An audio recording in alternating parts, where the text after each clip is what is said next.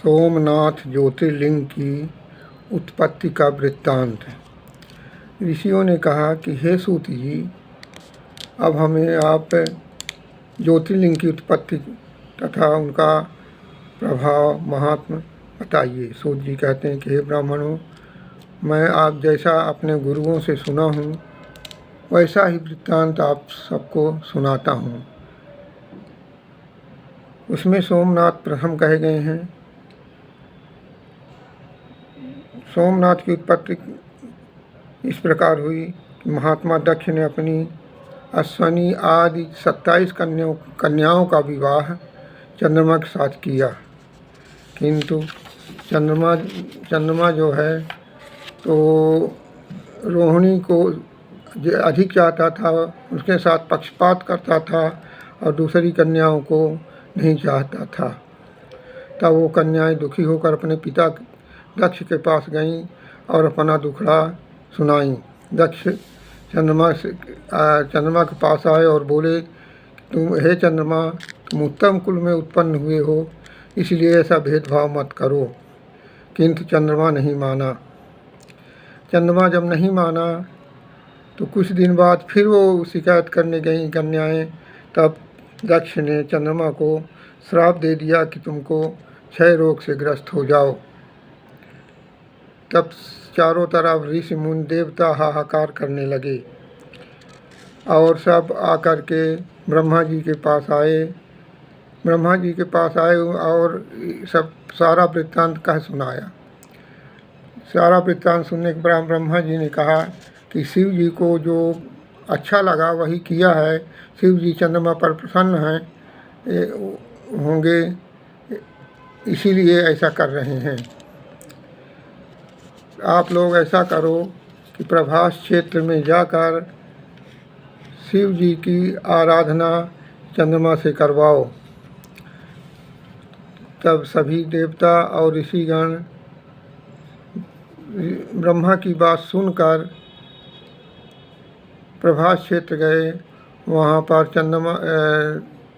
शिव जी की मूर्ति बनाकर, शिवलिंग बनाकर उसका आवाहन और पूजन करके चंद्रमा को वहीं छोड़कर चले गए।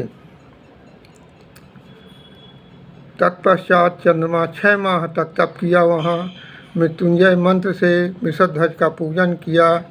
स्थिर चित्त होकर 10 करोड़ की संख्या का उस महामृत्युंजय का जप करके मंत्र स्वरूप भगवान मृत्युंजय का ध्यान करते हुए वहाँ स्थित रहे, जिससे शिव जी प्रसन्न हो गए और वो प्रकट होकर के चंद्रमा से बोले कि हे चंद्रमा, मैं तुम पर प्रसन्न हूँ, तुम अभी जो भी इच्छा हो वर मांगो।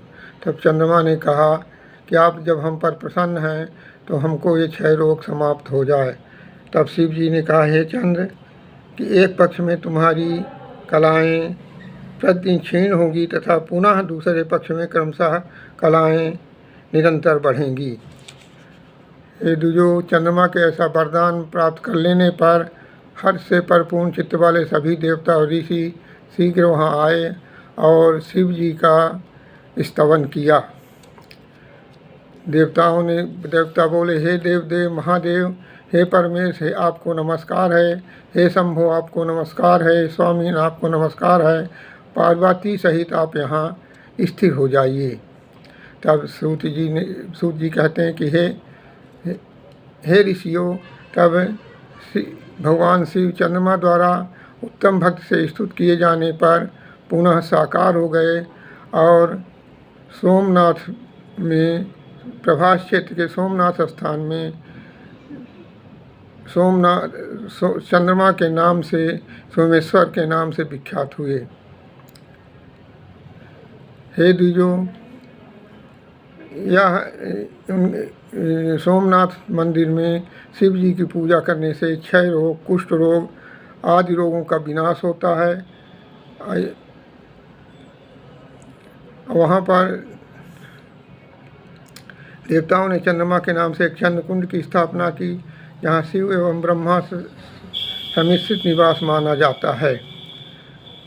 पृथ्वी पर प्रसिद्ध वह चंद्र कुंड समस्त पापों का नाश करने वाला है।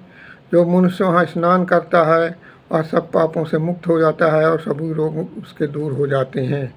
इस प्रकार सोमेश्वर महादेव, सोमनाथ महादेव की उत्पत्ति का कारण बताकर सूत जी चुप हो गए।